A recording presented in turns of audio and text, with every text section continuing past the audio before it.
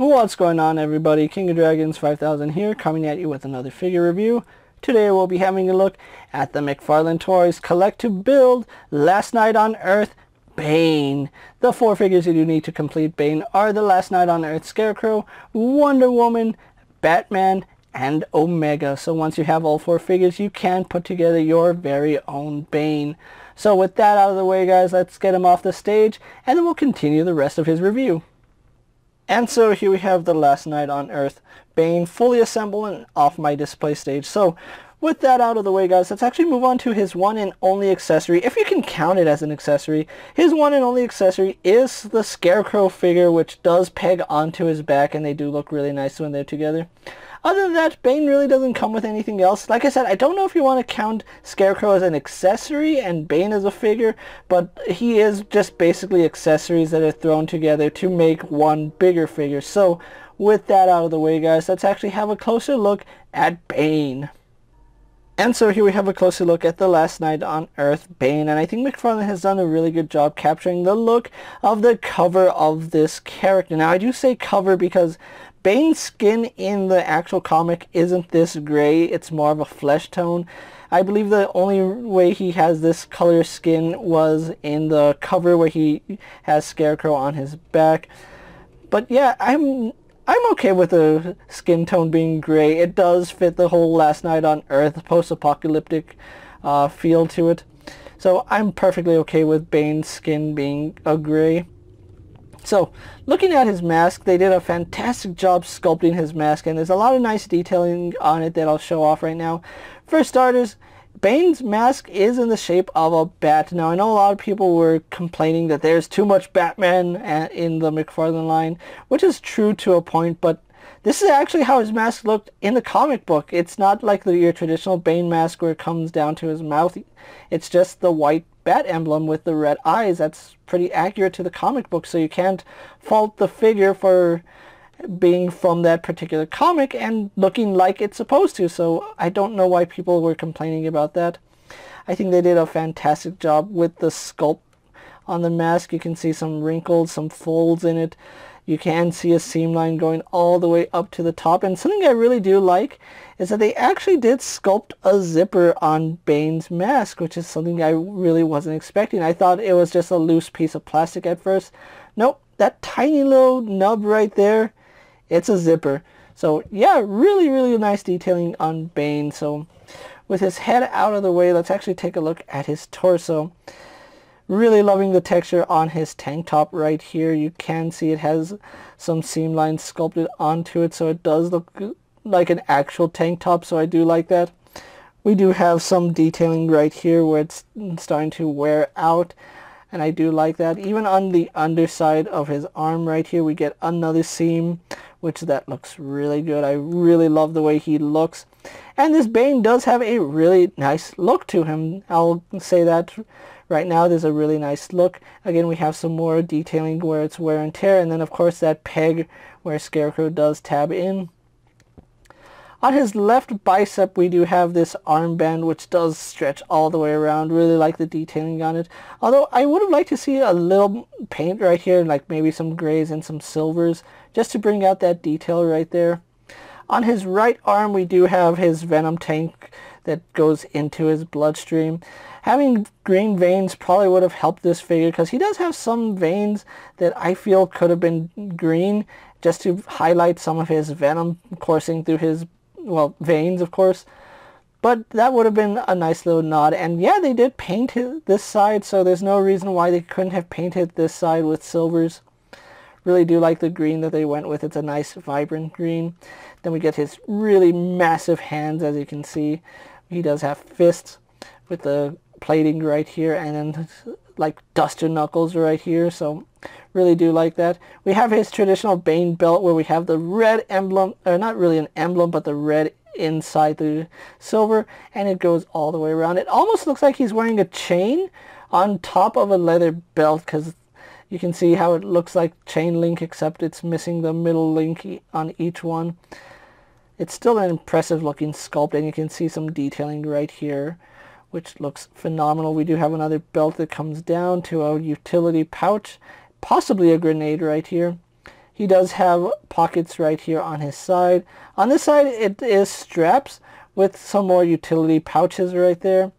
So you can see some buckles right there that he just clips around his leg, although that's a really big meaty leg.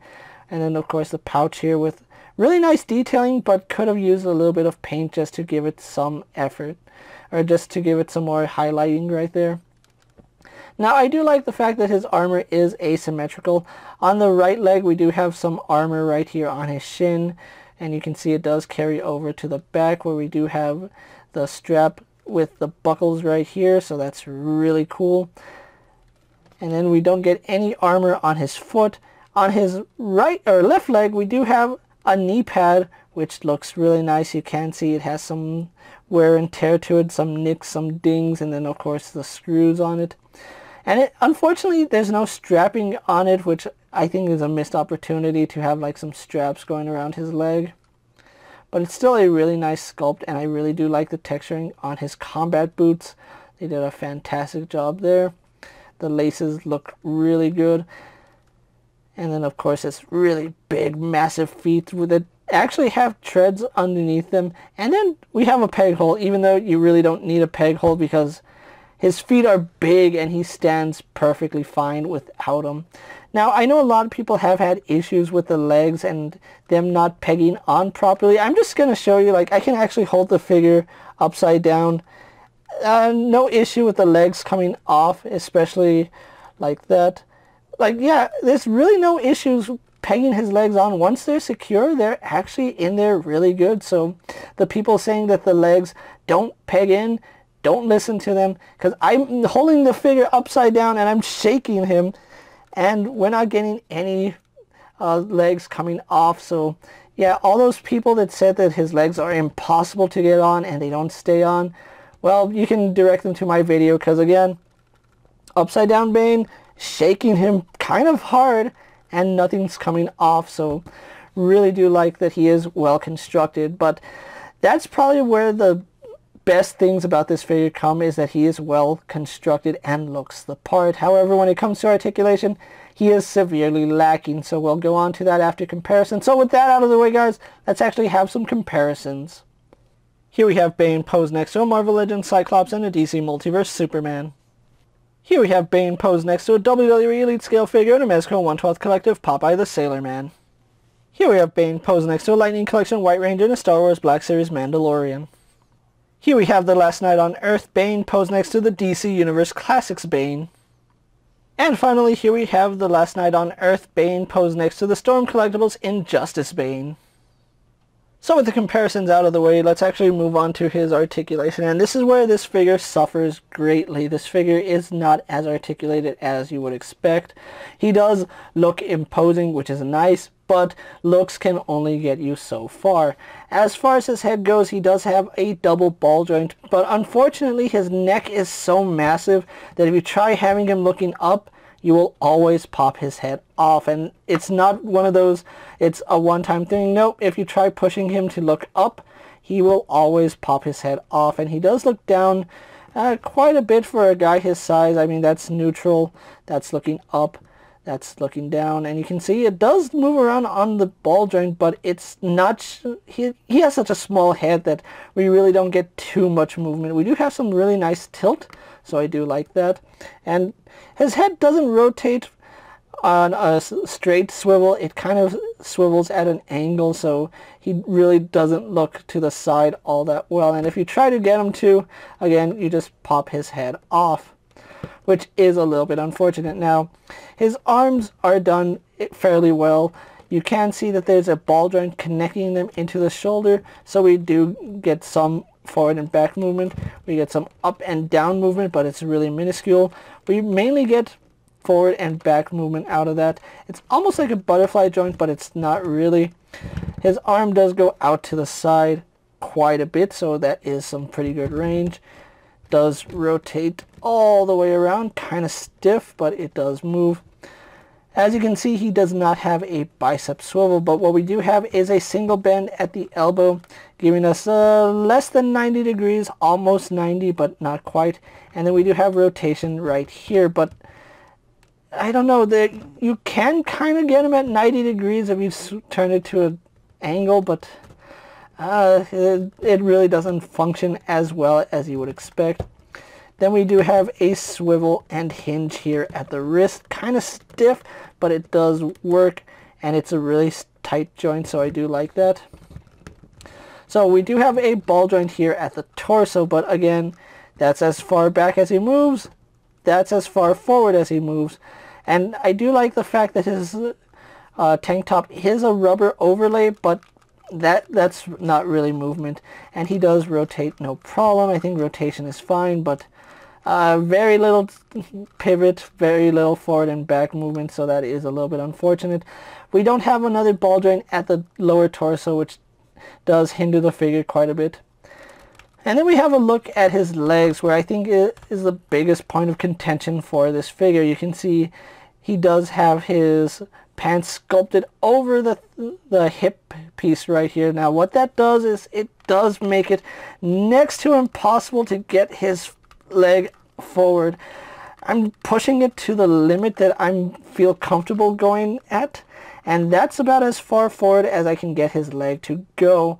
I feel like if I push it, I'm either going to snap the peg connecting his hip right here or pop his leg off, which both are really bad in my book. And then going back, you can see it does go back, but because this is a rubber overlay, it always pushes the leg forward. So unfortunately, we get very little forward and back movement in his hips. And going out to the side, you saw I just pulled his leg off. Again, those people that say that the leg doesn't peg on properly, you can show them this video. It does. He just doesn't have any range in his legs, which is unfortunate. Thigh swivel works good.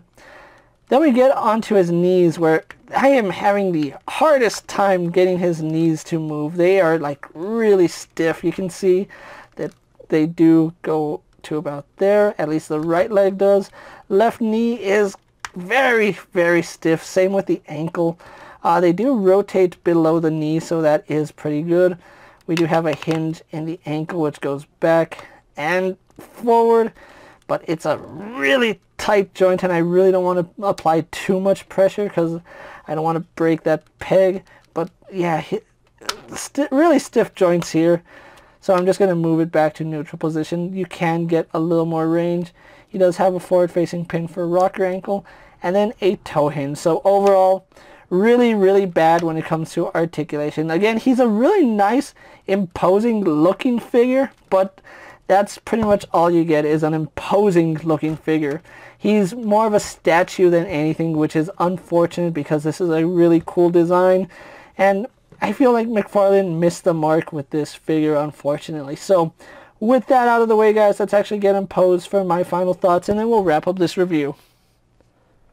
And so here we have the collective build McFarlane Last Night on Earth Bane posed for my final thoughts. And overall, I really don't know how to feel about this figure. In the terms of detail, he has exceptional detail. Everything on him looks good.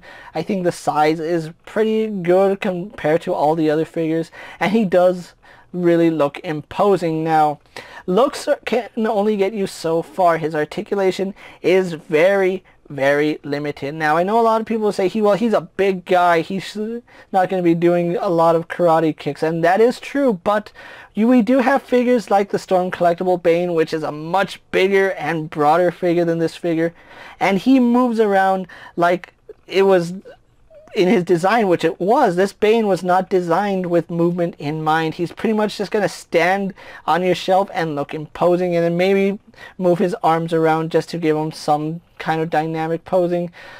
I know a lot of people say I kind of shill for McFarlane, but that's because McFarlane does a lot of good things, but this is one figure where I think it misses the mark. Bane here is not that great of a figure compared to everything else we've gotten in this line.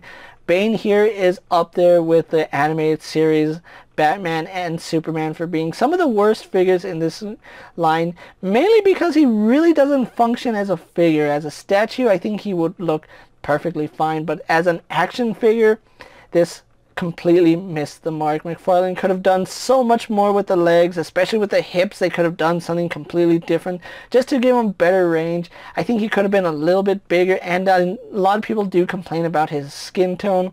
So I guess his skin could have been a little more flesh colored, but overall I'm still pleased with this Bane. I'm not 100% satisfied, but I'm not going to say he's a trash figure. He does have some high points and some very, very obvious low points, but it's up to you to decide if this figure is worth adding to your collection. The only way to get Bane at this point is to collect all 4 figures of the Last Night on Earth McFarlane series, which does include Scarecrow, which is Bane's accessory technically, Last Night on Earth Wonder Woman, Last Night on Earth Batman, and Omega. Having all 4 figures is a nice little detail, but I feel like Scarecrow kind of is an accessory. He's not really a full figure. Bane here is a bunch of accessories made into a giant figure, and these two only work together because it's, I don't know, there's something about this set that I'm not that fond of, but it's still a really nice figure. So if you do want to pick up Bane, you do need all 4 figures. With that being said, guys, I'm KingofDragons 5000. Don't forget to like this video, leave a comment, subscribe to my channel. Go ahead and check out all my other action figure reviews, as well as all my other McFarlane DC Multiverse videos. Hopefully you find them informative. As always, if there's a figure you'd like to see me review, let me know down in the comments, and if it fits in my collection, I'll definitely have a look at it. While you're at it, check out my Instagram account for new and exciting action figure photos, and as always, ring that bell to be notified every time I upload a video.